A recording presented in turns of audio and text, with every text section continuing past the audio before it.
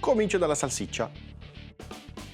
Via il budello, la sgrano sul tagliere e la tengo da parte in ciotola. Possiamo pulire il cipollotto e tagliarlo fine. Utilizziamo anche la parte verde, tanto è proprio bello fresco. In una padella con un filo d'olio faccio dorare il cipollotto. Per evitare che si bruci basterà versare una mestolata di acqua di cottura. Perfetto. Aggiungo la salsiccia e la faccio rosolare per circa 10 minuti. La salsiccia è a metà cottura, aggiungo semi di cumino. Se non vi piace l'aroma pungente dei semi di cumino, basterà sostituirli con i semi di finocchietto. Mentre la salsiccia rosola, mi occupo del taleggio. Tolgo la buccia, lo taglio a cubetti, grandi così.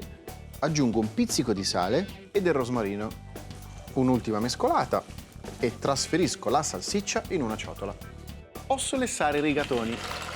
Nella stessa padella della salsiccia faccio sciogliere piano piano il taleggio. Tengo il fuoco basso e aggiungo un po' di acqua di cottura.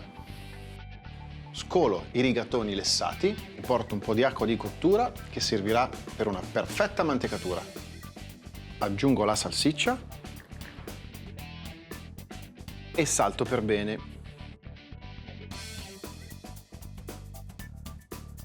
Aggiungo altro rosmarino e possiamo impiattare.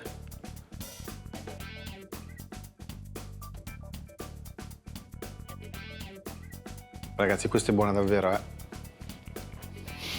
Salsiccia, taleggio, da provare. Ciao!